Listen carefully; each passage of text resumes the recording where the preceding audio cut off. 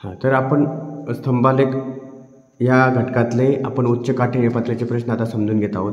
त्यातला प्रश्न पहिला, सोबतच्या स्तंभालेखात एका शाळेतील इयत्ता 5वीच्या 4 तुकड्यातील शिष्यवृत्ती मिळवलेल्या विद्यार्थ्यांची संख्या दाखवलेली आहे.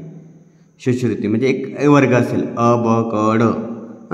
अ मध्ये किती विद्यार्थ्यांनी शिष्यवृत्ती मिळवली तर 20, ब मध्ये 50, क मध्ये 40 आणि ड मध्ये 30.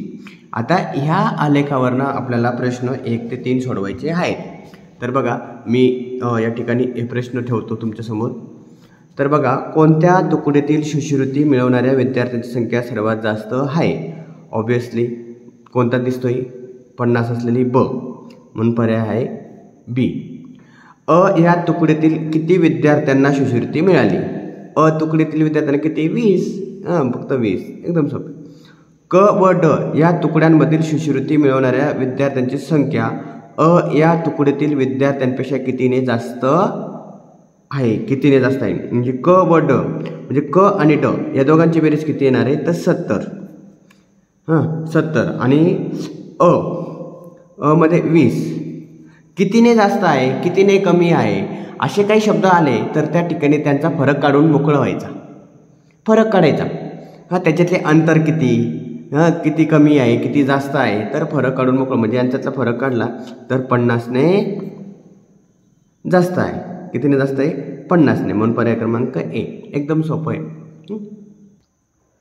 यातला दुसरा प्रश्न बघत आहोत आपण. सोबतच्या आलेखात 2018 ते 2023 या काळात एका शहरातील शालांत परीक्षा उत्तीर्ण झालेली विद्यार्थी संख्या दिली. शालांत म्हणजे एक तर 10वीची परीक्षा शालांत म्हणतात. तर बघा 2018ला किती विद्यार्थी उत्तीर्ण झाले त्या शाळेतील? 1800. बघा मी तर लिहूनच घेतो 1800. 2019ला 1000, 2020ला 1200, 2020ला 1200, 2021ला म्हणजे इथं 21ला स्थिर होते तर किती येते? जर थोडंसं डॉट ॲड केले 2000. 2022ला सुद्धा 2000. म्हणजे सेम आहे की नाही, काहीच अंतर नाही. त्यानंतर 2023ला पट्टीने तुम्ही व्यवस्थित आखून घेऊ शकता. म्हणजे इथं 1400 पट्टीने अशी तुम्ही रेषा मारू शकता. तर मी फक्त डॉटेडला लिहून घेतले. तर ह्या पद्धतीने आलेख मला वाचता आला. 2023ला 1400 मुलं पास झाले, 2022ला 2000. या पद्धतीने तुम्हाला आलेख वाचेल. तर बघा, सर्वात कमी विद्यार्थी उत्तीर्ण झालेले वर्ष कोणते? ऑब्वियसली इथं तुम्हाला दिसतोय 1000 विद्यार्थी 2019, म्हणून निर्विवाद 2019. 2020 या वर्षी किती विद्यार्थी उत्तीर्ण झाले? 2020 किती आहेत? 20 मध्ये 1200, म्हणून 1200. 2021 व 2022 या 2 वर्षात एकूण किती विद्यार्थी उत्तीर्ण झाले? 2021 कुठे? 2022 त्यालाच लागून. मग दोघांची बेरीज किती येईल? 4000. उच्च काठिण्य पातळीचे असं काहीच नाही. काठिण्य याच्यामध्ये काहीच वाटले नाही मला. प्रश्न तिसरा, सोबतच्या आडव्या स्तंभालेखात मंगळवार ते रविवार या 6 दिवसात झालेल्या वडापावच्या विक्रीची माहिती दिलेली आहे.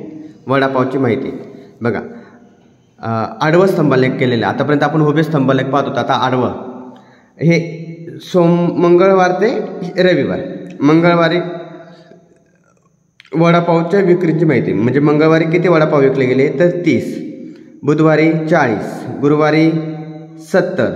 आता 70 रविवारी पण 70च आहेत बघा. हे 80 शुक्रवारी, 100 वडापावची संख्या शनिवारी. अशा पद्धतीने तुम्हाला इथं स्तंभालेख वाचता आला पाहिजे. काहीच अवघड नाही. त्याने ते डॉटेड लाईन पण करून दिलेले, त्यामुळे आपल्याला सहजरित्या ते समजेल. आता याचे नेमकं प्रश्न मागच्या बाजूला आहेत. म्हणजे हे बघा, वडापावची संख्या, हे दिवस. स्तंभालेख एकदम सुटसुटीत असतो. आता आपण फक्त मागच्या बाजूला प्रश्न असल्यामुळे थोडंसं हे होईल. पहिले प्रश्न वाचून घेऊ. शनिवारी किती वडापाव विकले गेले? शनिवारी आपण वाचू. शनिवारी म्हणजे शनिवारी बघा इथं शनिवारी 100. किती आहेत? 100. म्हणून पर्याय काय आहे? 100. आता पुढे रविवार व शुक्रवार या 2 दिवसाच्या विक्रीतील तफावत किती आहे? तफावत म्हणजे काही इथं बेरीज आपला वजाबाकी करावा लागेल. मग शुक्रवारचे आणि रविवारचे आणि शुक्रवारचे आपण बघूया. त्यानंतर तिसरा प्रश्न पाहूया, सर्वात कमी विक्री कोणत्या दिवशी झाली? आता सर्वात कमी विक्री मंगळवारीच झाली 30. 30 म्हणून तिसरा प्रश्न निर्विवाद मंगळवार. आता रविवार आणि शुक्रवारचे तफावत आपण काढूया. रविवारी किती आहेत 70, शुक्रवारी किती आहेत 80. म्हणजे तफावत किती आहे फक्त 10. म्हणजे त्यांची तफावत म्हणजे काय फरक म्हणजे 70 80मधून 70 गेले 10 म्हणजे 10.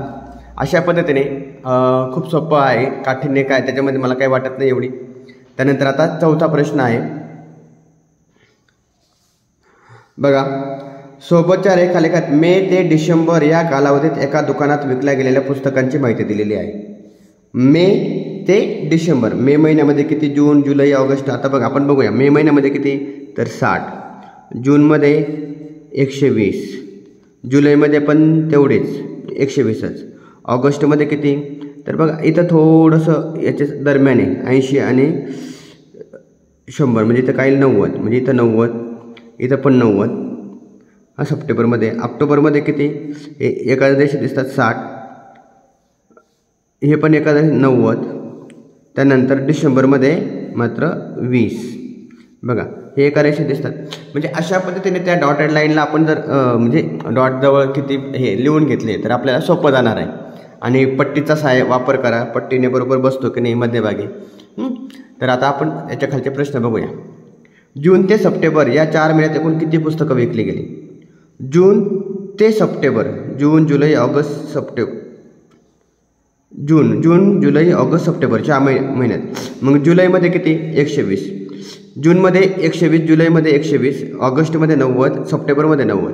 90 आणि 90 किती तर 180 आणि 120 आणि 120 किती 240. दोघांची बेरीज 40, 2 420. किती पुस्तकं विकले गेले 420. म्हणजे या सगळ्यांची बेरीज करायची. बेरीज करणं आता तुमच्यासाठी नवीन नाही. बघा डिसेंबर महिन्यात किती पुस्तकं विकली गेली. डिसेंबर महिन्यात फक्त किती आहेत 20.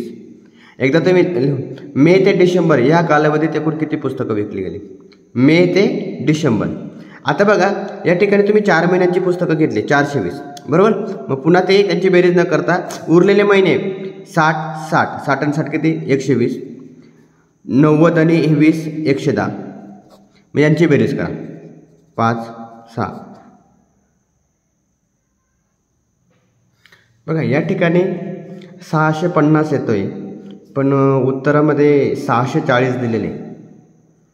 आता मे ते डिसेंबर या कालावधीत एकूण किती पुस्तकं विकली गेली म्हणजे आपल्याला सगळ्यांची बेरीज, मी सगळ्यांची बेरीज करून बघितली 650च येते पण यांनी उत्तर 640 दिलेत. कदाचित पर्याय चुकू शकतो. तरी तुम्हाला जर 640 येत असेल तर कसं येतं हे जर तुम्हाला सापडलं तर निश्चितच शेअर करावे. पण माझ्या माहितीप्रमाणे 650 येतो. तर अशा पद्धतीने उच्च काठिण्य पातळीचे प्रश्न आपण समजून घेतले. आणि हा तिसरा प्रश्न वेगळं काय येत असेल किंवा हेच उत्तर येत असेल तर तसंही कमेंटमध्ये कमेंट करा. आणि आपल्याला हा व्हिडिओ आवडला असेलच निश्चितच याचा फायदा आपल्याला नवोदय परीक्षेत होईल अशी आशा बाळगतो आणि थांबतो.